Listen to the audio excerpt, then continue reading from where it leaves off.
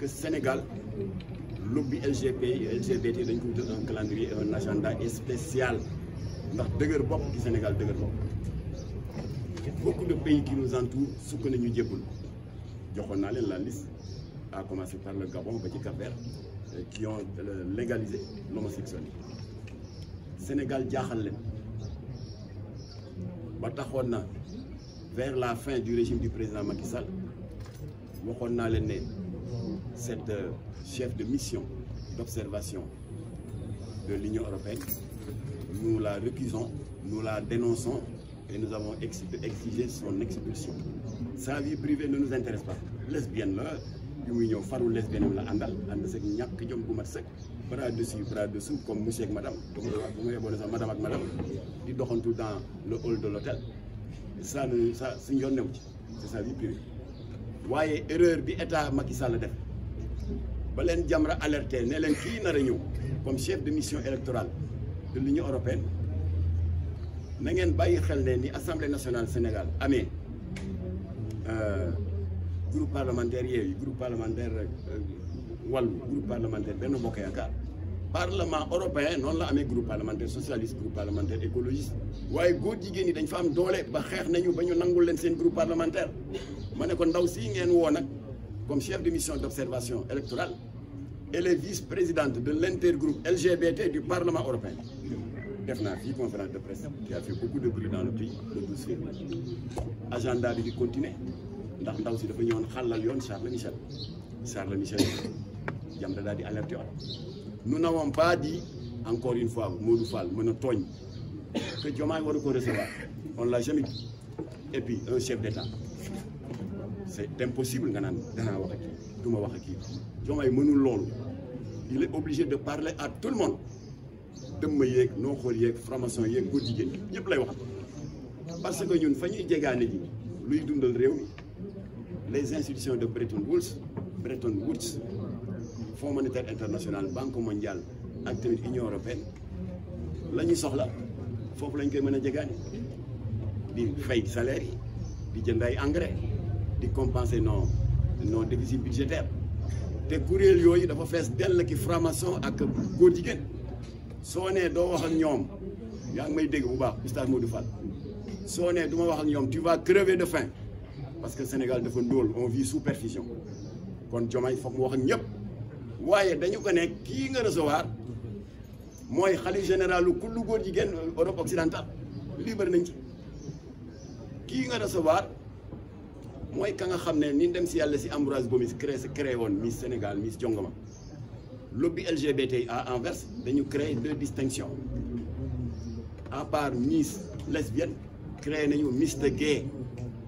kan mooy président jury bi Charles Michel am nañ droit wax ko Diomaye kan mooy Charles Michel mooy bi nga xamee nii y a une vague de légalisation du mariage homosexuel en France en Europe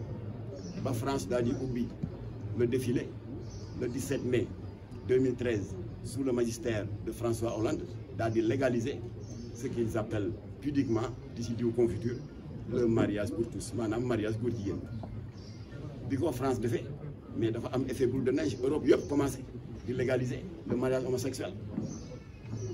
léegi Xavier Bettel le premier du Luxembourg daal di ne alhamdulilah sama far bu góor bii nga xam ne ngorol yi yàgg na muy l'architecte belge Gauthier Destenet naa góorgóorlu daal ñu daganal diggante bi fan la ñu takkee sëy bi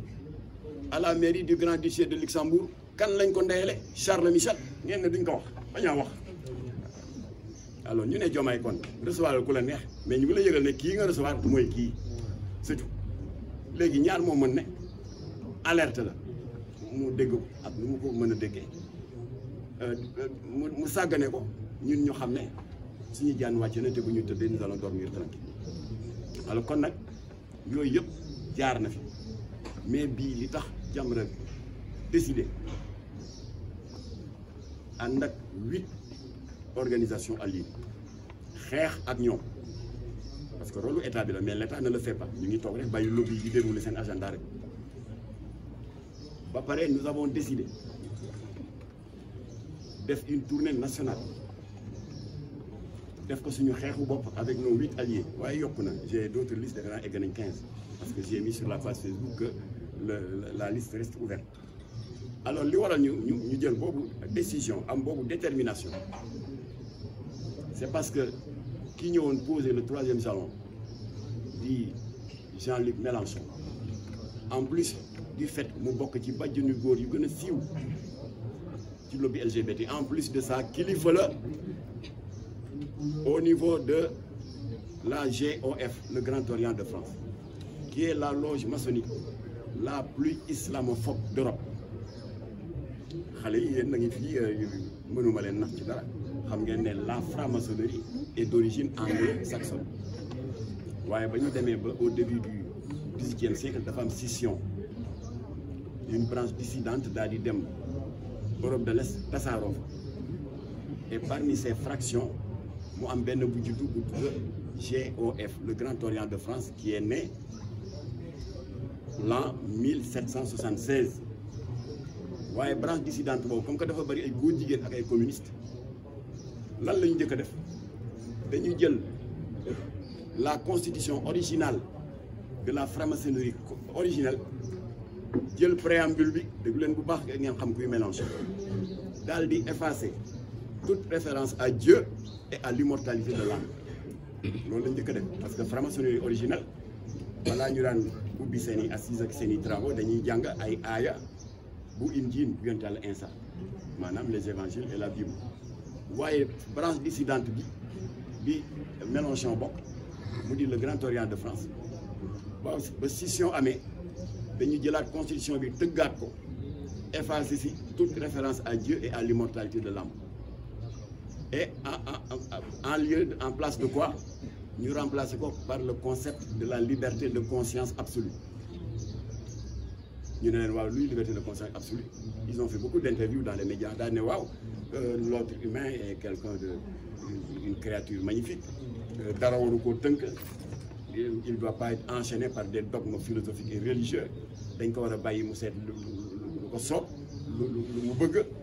fu mu am goût bu bëggee tëdd góor mu tëdd góor bu bëggee tëdd jigéen bëgg tëdd jigéen mu tëdd jigéen alors mooy liberté de conscience absolue kon nag ñoom nëbbuñu leur volonté de créer une société sans Dieu le Grand Orient de France te jëfee nañu ko du ay waxi Jamra dem leen ngeen informé wu dans Google la presse européenne jëfee nañ ko de naka kan mooy bàkkoo l'interdiction du port du voile en France le Grand Orient de France bi Jean-Luc Mélenchon bokk ana yan franc-maçon ñoom ñooy bàkkoo la destruction de tous les minarets jàkk yi am France yëpp minaret c'est interdit parce que pour des raisons d'esthétique architecturale ñan ñoo koy bàkkoo kuréelu Jean-Luc Mélenchon du Grand Orient de France ñan ñooy bàkkoo la loi Simone Veil de 1975 qui légalise l'avortement yàq biir ñoom Jean-Luc Mélenchon du Grand Orient de France ñan ñooy bàkkoo d'avoir tordu la main au président François Hollande ba le 17 mai 2013 ñu daal di légaliser le mariage homosexuel c'est le Grand Orient de Jean-Luc Mélenchon kooku la ñuy recevoir fii dans ce haut temple du savoir mu ñëw intoxiqué xale yi yàq seen xol wàññi seen iman tilimal seen tawxiid leen bëgg Jamra noppi loolu waral nag ñoom bañ ko recevoir ku wax feeñ dans ce temple du savoir di université ñu ngi ko créé en 1959 ñaata kàngam ñoo fi jaar université formaté leen ñu nekk de brillants esprits ci wàllu politique ci wàllu économie ci wàllu culture wàllu médecine Léopold Sédar Senghor fii la jaar Maître Lamine Gueye jaar na fi Cheikh Anta Diop jaar na fi Mamadou Dia fii la jaar ndem si yàlla si Omar Blondin Diop kenn mënu leen compter ba ñu jeex des éminences grises yoo xam ne université moo leen tab un temple du savoir nga xam ne lan mooy vocation mooy ubbi dënnu étudiants yi jëmbat ci ay xam-xam ak jikko yu baax looloo tax université jóg Jean-Luc Mélenchon ñëw nag ak mbalitam tiim xale yi di ko déglu mu daal di dérouler sans vergogne un prosélytisme malsain ponctué d'une propagande ouverte en faveur de l'idéologie LGBT, renforcée par une apologie ouverte de l'homosexualité. te wax na ko ci kàddoom fa gën a dënn bi ci waxin dal di ne j'ai été le premier législateur maanaam le premier député français à avoir déposé un texte de loi allant dans le sens de la légalisation du mariage homosexuel te nee na cette liberté d'amour maanaam góor ñu may ko droit mu bëggante góor ba sëy way mën cee am nee na cette liberté d'amour devrait être ouverte à tous sous un tonnerre d'applaudissements des élèves et des étudiants. Pendant ce temps, dans la même séquence, recteur bi jël kaddu pour wax ak xale yi seen njariñ les défis académiques qu'il doit relever ñu yuuxoo ko ci laa ne notre pays est en danger. kii moo gën a dangereux Maline Anabol chef de mission électorale bi nga xam ne lesbienne la vice-présidente n'est-ce pas de l'inter-LGBT du Parlement moo gën a dangereux Charles Michel bi Diomaye recevoir oon moom mi nga xam ne moom la ñu ndeyale woon sëyu góor jigéen ba lay nekk France kii Luxembourg Xavier Bettel moo leen gën a dangereux foofu ndax dafa bokk ci ñi nga xam ne c'est le théoricien de la construction d'une société sans Dieu qui a toujours été prôné par le Grand Orient de France dont il est un des membres éminents ku ma sa gis li tubaab buy ñëw di tagg ak di rafetal ngóor jigéen nga tàcc ko koo xam ne doomu réew mi la directeur université bi di la wax sa njariñ sa avenir les défis académiques qu'il faut relever nga yuuxoo ko le pays est en danger. Il y a un renversement de tendance un retournement de rôle qui risque de mener notre pays à la destruction moo tax Jamra jóg te du ñu teggeti tànk mukk tànk askanu Sénégal amuñu lu ñu bëgg et je voudrais m'adresser à Jean-Luc Mélenchon ndax mu ngi ñuy dégg am na benn message bu ma recevoir sànq avant may wàcc benn waaye ne mu nga toog am na ku koy firil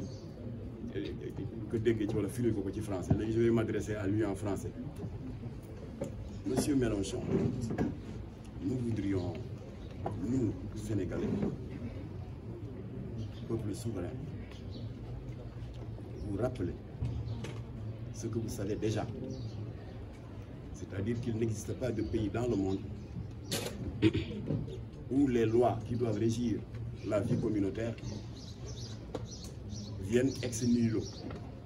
Ces lois ne tombent pas du ciel, quel que soit le pays pris en considération, qu'il s'agisse de la France, de l'Allemagne, de la Chine, du Burkina Faso, du Sénégal. Les lois qui régissent la vie communautaire ne tombent pas du ciel. Elles sont structurées par qui? Par le législateur. Et comment le législateur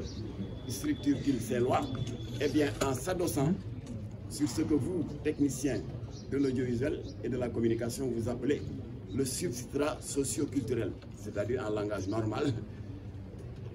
eh bien, les réalités socio-culturelles. C'est sur cela que le législateur français s'est adossé pour structurer le code civil français, qui, comme tout le monde le sait, a déclaré haram la polygamie. Mais personne n'a le droit de critiquer les Français parce qu'ils sont chez eux. Et c'est dans cette même logique que vous, Français, M. Mélenchon et vos compatriotes, vous vous êtes référés sur vos réalités sociales et culturelles pour penser qu'il était temps, précisément le 17 mai 2013, de légaliser le mariage homosexuel. Personne n'a le droit de vous critiquer parce que vous êtes chez vous. Alors, pourquoi, selon le même principe de structuration des lois que le législateur, dont le législateur a la responsabilité en se référant sur nos réalités sociales et culturelles, au nom de quoi nous, peuple sénégalais, nous n'aurions pas le droit, nous référant à nos réalités sociales et culturelles, de structurer l'article 319 bi haramal ngóor jigéen, au nom de quoi? C'est aussi simple que ça. Monsieur Mélenchon, c'est vous qui avez appris, je veux parler de vos universités, à nos cadres, que la loi, la majorité, c'est la loi de la démocratie. La majorité, l'écrasante majorité du peuple sénégalais ne veut pas de l'homosexualité. C'est notre droit le plus absolu. Et vous venez sur un ton paternaliste nous dire que non, c'est un monde libre. J'ai été le premier député à avoir introduit un texte de loi portant légalisation de l'homosexualité. C'est votre affaire ça, mais ne venez pas nous l'imposer. Alors moo tax nag Jean-Luc Mélenchon dégg na ko tey nag il a été prétentieux sous un tonnerre d'applaudissements des étudiants xas le gouvernement de Sarkozy xas le gouvernement de Macron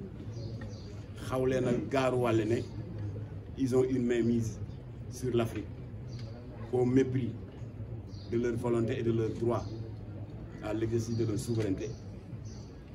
yow tane woo leen parce que effectivement Sarkozy nëbbatuwul ñi jàppee góor jigéen ñi fii 2008 mbaaw ñuy takk sëy Jamra oustaz Aliou Sall imam Mbaye Niang xeex ko ba ñu jàpp góor jigéen ñi lan la Sarkozy def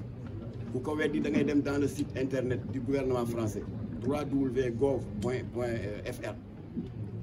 Il y a 4 communiqués du Conseil des ministres ci mois de janvier parce que le Conseil des ministres se réunit 4 fois dans le mois boo ñu fa demee gis ko Sarkozy lu mu wax dafa def communiqué daal di ne suite à l'arrestation de ces jeunes Sénégalais qui n'ont fait qu'assumer leur orientation sexuelle ñoom ñoo koy rafetale noonu des homosexuels. Le gouvernement français exprime sa plus vive préoccupation au lendemain de leur arrestation loolu du ingérence ba noppi. Le maire homosexuel de Paris kenn tuumaalu ko kenn xasulu moom moo def son coming out moo dem ci télévision bi ne góor jigéen la Bertrand Delanoë daa di ko emboîter le pas daal di bind à 2 maires de ville ici au Sénégal am nañ copie nee leen man Bertrand Delanoë en tant que président de l'association des maires francophones maa ngi leen di ñaan ngeen wax président Ablaye Wade nañu bàyyi góor jigéen ñi loolu du ingérence. Ba noppi le ministre de la santé Roselyne Bachelot emboîté ko le pas dal di duut baaraam